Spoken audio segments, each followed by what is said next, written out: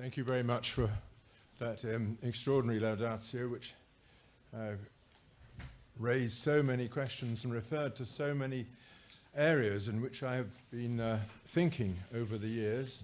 But I have prepared a speech, because I was asked to do so, specifically to address some of the questions which I suppose I represent for you here in Poland. And I thank the organizers of this award, the President of the Republic, and all the distinguished people who have turned up to listen to these thoughts and to join in offering me such good wishes for the work that I've done and which others have done with me. So let me address the award directly. President Kaczynski was a symbol of the emerging Polish nation, and his death on that critical occasion, at the very moment when he was traveling to pay homage to the victims of the Scruton massacre, was one of the most heartrending moments in recent European history. We in Britain, who had depended on our Polish allies in our hour of need, suffered during the last war. But we did not undergo what the Poles underwent, which was the genocide of a whole section of the population and the decapitation of the remainder at Scruton. In his determination that the Russian elite recognized the latter crime and acknowledged the right of the Polish people to honor the victims, Lech Kaczynski established himself as a fitting representative of Poland in its new position as a free nation and a proud part of Europe. I am gratified that my name has been associated in this way with his, small though my part in the fight against communism has been. The medal conferred on me today is in fact due to others as much as to me. My involvement in Poland came through the late Cathy Wilkes, who was my mentor in the business of giving support to oppressed intellectuals living under communist regimes. It was thanks to a wide group of people, including the late Denis O'Keefe, Tim Garton-Ash, Caroline Cox, and many more, that I was encouraged to join in the efforts to liberate Poland. And when a group of us, including Marek Matraszek, Agnieszka Kołakowska, and Jessica Douglas-Hume, established the Jagiellonian Trust, it was in order to continue work that had already been begun by others. Now that said, each person had his own part to play in those days of fear and frustration, and mine was the part of a conservative philosopher. I saw the liberation of Poland in the context of a wider cause, which was the defense of national identities against the global forces that threatened to extinguish them. Communism was only one of those forces, and other forces have survived its collapse. The old-fashioned imperialism of Russia today, the newfangled imperialism of the European Union, the marketing and acquisition strategies of the multinationals, and now the mass migration of peoples. All of these threaten the stability and identity of the European nation states, and it was from my own attempts to defend our British nationhood and inheritance in the 1970s that my interest in Eastern Europe arose. Poland has been many times invaded, thrice partitioned, and continuously oppressed. Yet it has never accepted the right of foreigners to dictate its law, to suppress its religion, or to control its borders. It is a nation conscious of its identity, which has lived on as an idea, a memory, and a yearning through recent times, regardless of what the Nazis and the communists did to extinguish it. Not surprisingly, therefore, for those of us who were recovering from the decades of post-war British socialism and looking around us for what we might affirm against the prevailing orthodoxies, Poland had a romantic aura all of its own. This mysterious country, which could be visited only with difficulty, and which was as though imprisoned by its neighbours, held between Russia and East Germany like a defiant prisoner between two stony-faced prison guards, became nevertheless a symbol of the national idea. It was proof that human beings do not live by bread alone, that people who had been brought together by language, religion, territory, and common customs could grow in another and more spiritual way so as to affirm their freedom and independence, even at the very moment when those things were being denied to them. The Poles were impractical, romantic, and half crazy in their determination to go on existing as an imaginary nation when denied the chance to exist as a real one. And we were inspired to do the same. We would reimagine our country as our homeland, our inheritance. And it was for her contribution to that great work of the imagination, rather than her economic liberalism, that we most admired Margaret Thatcher. I say we, though of course I'm speaking for myself. I was, among university intellectuals, a fairly isolated voice, and my attempts to define a believable conservatism for our times were both condemned by the left and ignored by the right.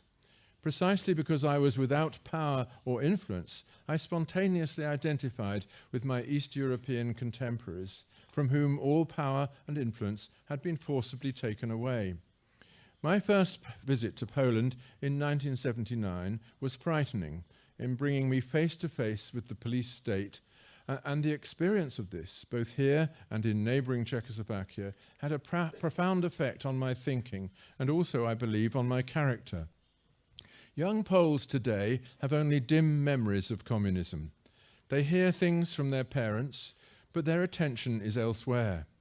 Of course, they know about the control exerted by the Communist Party over the economy, the schools, the universities, the forms of entertainment, and over every aspect of daily life. They understand that their parents were not free in ways that they are free. They probably know that the Catholic Church had been locked in a long struggle with the communists from 1948 until 1989, and had been instrumental in securing for their parents what small spaces of independent thought and action were available to them. They understand the inevitable result of a centralized economy, shortages, queues, the exhausting daily business of providing for a family, and the unpredictable value of money from month to month and day to day. But they find it much more difficult to envisage exactly what daily life under communism was like. As I say, I came to this country for the first time in 1979, shortly after the pilgrimage of John Paul II to his homeland, at a time of great tension all across Eastern Europe. I did not understand very much about how people lived under communism, but the feeling of communism came to me immediately like a slap in the face. Without knowing the exact cause, I found myself surrounded and invaded by fear. I saw faces that did not smile except sarcastically, that did not look at you except suspiciously, that did not speak except in whispers. And in everything I felt the touch of a mysterious aggression. This was, in those days, a haunted country, a country haunted by fear. You would catch sight of it in the eyes that looked at you across a restaurant, in a tram, on a train. Is that person watching me, following me? You would start awake in the night because the phone was ringing in your hotel bedroom and be greeted by silence when you picked it up. In the street, people hurried past each other, avoiding eye contact. In restaurants, they whispered or murmured or just sat in silence. At night time, when the streets were deserted, you often heard the footsteps behind you that stopped and started when you did. After a few visits, I learned to put this all-pervasive threat out of mind and to spend my energies in the search for people who lived in defiance of it. I came across people who lived in what Václav Benda later was to call the parallel polis, the imaginary world of the nation. I was immediately drawn to the dissidents wherever I encountered them, and was particularly excited to discover that many of them thought as I did, that none of them repeated the Marxist slogans that were dominant in my own University of London, and that they were all of them romantics like me. Meeting such people in bleak, high-rise estates on the edge of crumbling cities, on streets guarded by the faceless Zomo, or in run-down university buildings where, to my astonishment, they had the right to organize meetings, I felt as though each mission was doomed to be my last. I was associating with people who were officially non-existent, and yet more abundantly alive than any of my colleagues back home. It amazed and perplexed me that these non-persons could conduct seminars in the official universities, and that someone like me, a renowned criminal, could speak at these seminars and be respectfully listened to by both students and staff. At the time, I was not able to give a public speech at a British university without being shouted down or threatened with violence. For me, therefore, our Polish gatherings were a kind of paradox, havens of free speech, where only we, the visitors, were truly free. In establishing the Jagiellonian Trust, we had two broad purposes. One was to support independent thought and intellectual networks in Poland. And to this end, we provided materials and financial assistance and sent lecturers to universities and organized conferences, as we've described earlier. In all this work, we tried to maintain strict impartiality, supporting people on their merits and not because we happened to sympathize with their views. It has to be said, however, that despite our efforts to provide support to democratic socialists and others of a leftist persuasion, we had great difficulty in finding them. It was only after 1989, when political options could be defined in Western terms, that anybody expressed much sympathy for the socialist position. In the early 1980s, even Adam Michnik was claiming affinity with the philosophy of Edmund Burke. Our other purpose was to provide the bank of ideas and the network of connections that would enable free-spirited Poles to move their country towards independence. This work was difficult and risky and involved visits from us and our colleagues, an elaborate messaging service, and the constant attempt to draw attention of Western media and governments to abuses in Poland. Jessica Douglas-Hume has already mentioned this, but before Malcolm Rifkind visited Poland in 1984 as Minister of State for Eastern Europe, I was able to brief him on our work. In defiance of General Jaruzelski, Malcolm placed a wreath on the grave of Father Popiełuszko, defying also our own Foreign Office in doing so. This marked a major change of posture towards Poland and was received by our network with great joy and satisfaction. Of all the places in which I formed friendships during those difficult years, two stand out for me as symbols of Polish resistance. The Catholic University of Lublin, which retained its intellectual autonomy throughout the communist years, and Przemyśl, the town in southeastern Poland that had been at the center of many conflicts and where something of the old civic spirit remained. There already existed in Przemyśl a discussion group dedicated to philosophical and political ideas, and our visitors were enthusiastically welcomed by their participants. We made contact there with artists and samizdat writers, and soon found that Przemyśl was a place that wished to be itself and to cast off the grim routines of communism. Marek Kuczynski, in particular, played an important part in turning Przemyśl into a genuine civil society. And like many young Poles of his generation, he saw free market economics and cultural conservatism as continuous parts of a single transformation, one that would return Poland to its history and put it in contact with its identity as a nation. The people who attended our talks were from all walks of life, united by their pride in their town and their defiance of the regime that had stolen it. For us, it was especially rewarding to see the difference that we could make in a small town that was of no significance to Western journalists, but which made more use of our lifeline than any major city.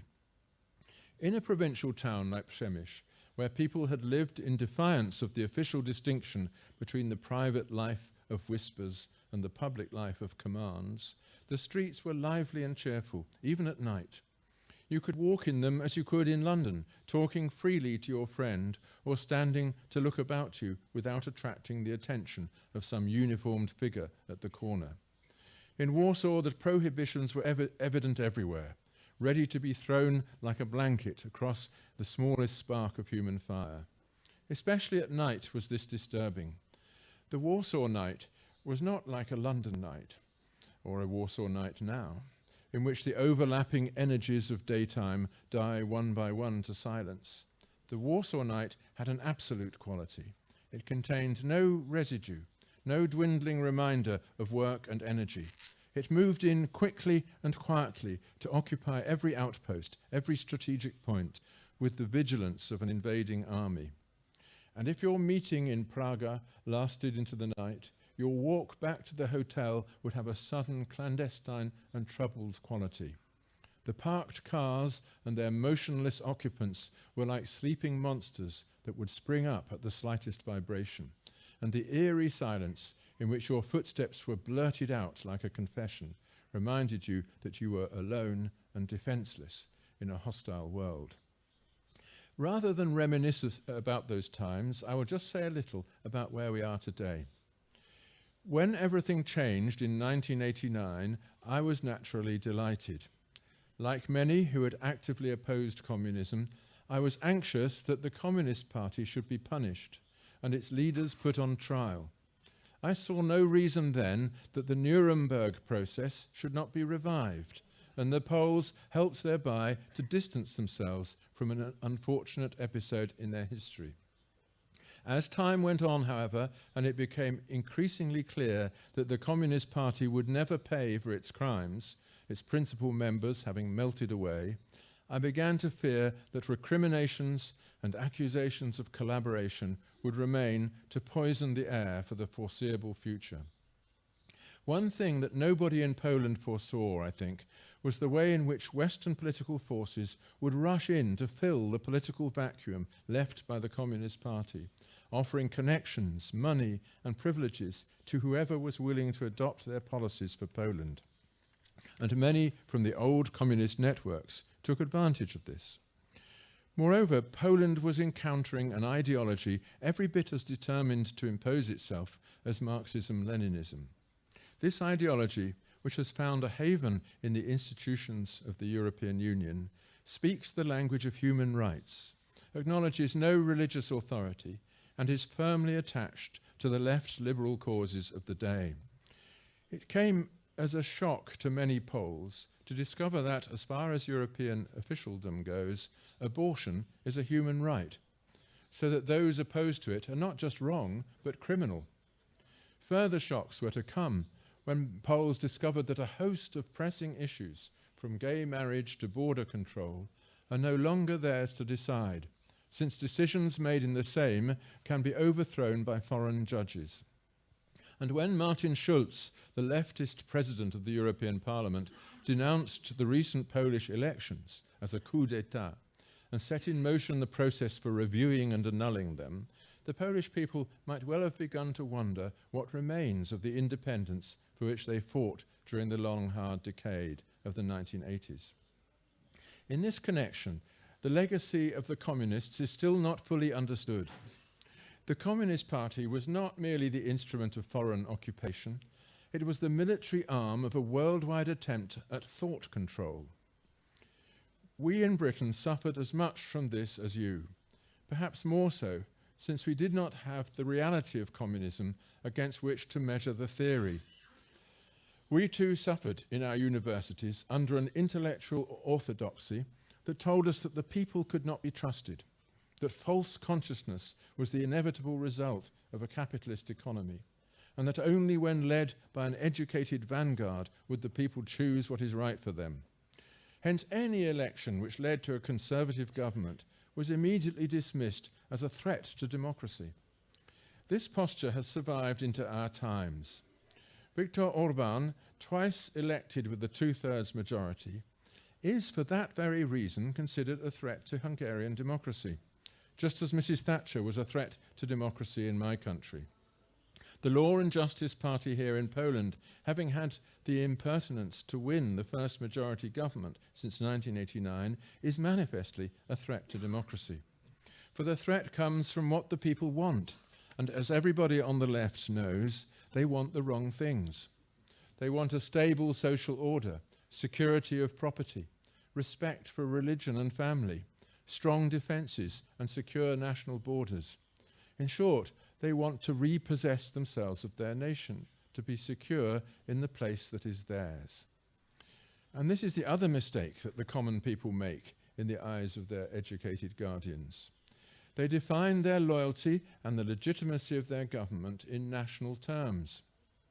The German left has made the denunciation of nationalism into its ruling principle, and when it comes to German nationalism, the world agrees. But when has the world been threatened by Polish nationalism, by Czech nationalism, by Hungarian nationalism? And how are the people of those countries settled within historically defined borders, speaking languages that distinguish them, and living according to religious and cultural precepts of their own, to govern themselves if they are denied the identity of nations? Yet so powerful is the anti-national propaganda machine established by the European Union that none of the post-communist governments will be allowed to assert national identity and indigenous culture as the foundation of their rule. Legitimacy is now conferred from outside by bureaucrats and judges who neither live in the country nor share its values, but who are animated by a transnational agenda that recognizes the national idea only as something to be contained and resisted. It is not surprising, therefore, if the Law and Justice Party has become controversial since its election, or that it is now the target of a vigorous campaign of denunciation in the Western media. I don't wish to take sides in this controversy, which involves complex matters that I do not fully understand. But it is worth noting that, as a defender of the English national inheritance and of the British political system and way of life, I have often been the target of similar attacks, and am acutely aware that the left liberal orthodoxy, which dominates higher education in my country, and also the propaganda of the European Union, is in the need of a right-wing conspiracy against which to define itself. Our respectable liberal media constantly reminds us of the menacing nationalists who are at this moment polishing their jackboots and looking for the rifle under the bed. My own right-wing conspiracy, so far as I can discover, consists of me and my friend Bob Grant, with whom I get drunk from time to time. So I'm apt to be sceptical of the alarm bells rung by Civic Platform here and by Martin Schulz in the European Parliament. Nevertheless, imaginary enemies are much more useful than real ones, since they can be constructed according to the agenda of the moment. It is therefore no defence to the charge that you are part of a right-wing conspiracy, that no such conspiracy exists. Its non-existence is part of its purpose. This indeed has been my role for nearly 40 years, to represent the non-existent. Life is therefore bound to be difficult for the Law and Justice Party, and I hope I will be forgiven if I offer a piece of advice. There is no doubt in my mind that national identity and secure national borders are fundamental to democracy. People will accept to be governed by those for whom they did not vote only if there's some larger pre-political loyalty that everyone shares. It is the absence of that shared pre-political loyalty that has made democracy impossible in the Middle East. And neglect of this truth is responsible for the chaos now inflicted on our continent by the European Union. But this also means that the leftist opposition, at least the more civilized part of it, must also be incorporated into the national idea. It is necessary for a ruling party to say to the person who did not vote for it, "We have your interests at heart. Even if you don't agree with us, we will do our best for you." Discussion, negotiation and compromise should be the rule of the day, in the hope that Poles will recognise their shared national interest and continue to believe that their government represents that interest, whatever its mistakes. I don't doubt that the current opposition in Poland is making it difficult to behave in this way. But this is surely where the Christian inheritance that enabled Poland to assert itself against the communists will serve the national interest yet again. Turning the other cheek is hard, especially in politics, but of all the weapons available to man, it is the most disarming. Even the most virulent leftist cannot go on accusing you of hatred when you are manifestly refusing to respond to his blows. Replying to the propaganda of Martin Schulz with a quiet and reasoned argument would surely disempower him far more effectively than resurrecting the memories of the last war. My feeling is that Poland has depended too much on the European Union for its laws and has impetuously seized the advantages offered by the Union's freedom of movement provisions while not foreseeing the cost being the mass emigration of the skilled workforce and the nomadization of the Polish people. The freedom of movement provisions contained in the Treaty of Rome have been, to my mind, the greatest disaster for our continent. They have been a disaster for us in Britain, an overcrowded country that stands to lose its national identity under the pressure of migration. And they have been a disaster for countries like Poland, whose citizens can now flee from the place that needs them to the places where they can enjoy the fruits of a free economy and a long-standing rule of law without paying the cost of them.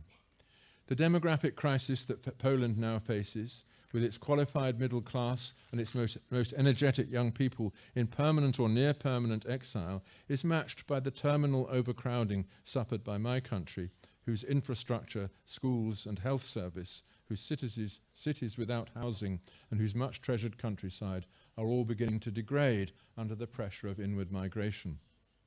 When we worked for the liberation of Poland's intellectual and professional class during the 1980s, our intention was to help the best and most needed of Poland's citizens to remain here and to work for the liberation of their country.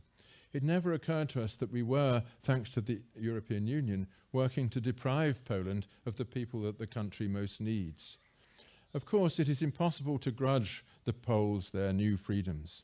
But this particular freedom, the freedom of movement, we must remember, was imposed from outside by the European Union with the intention of undermining national identities across the Union, Poland's identity included.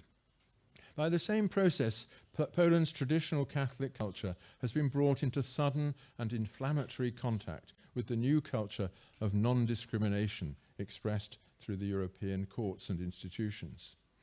The Polish people have had to deal with issues that fuel the conflict between the Christian past and the secular present.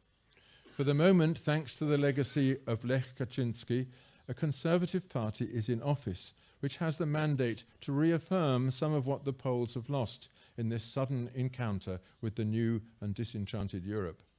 One thing is certain, which is that in the face of a crumbling Europe and an expanding Russia, the Poles need to unite as a nation in the way that they united under martial law. They must resume the task under a strong but scrupulous government of building the institutions that they need, not borrowing them from an ever more dogmatic European Union, but building them for themselves. That, for me, is the true conservative agenda, and one that surely Lech Kaczynski would have endorsed with all his patriotic heart. Thank you.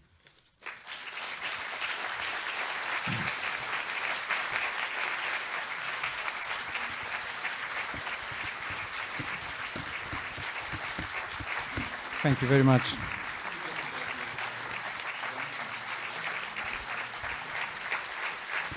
Thank you.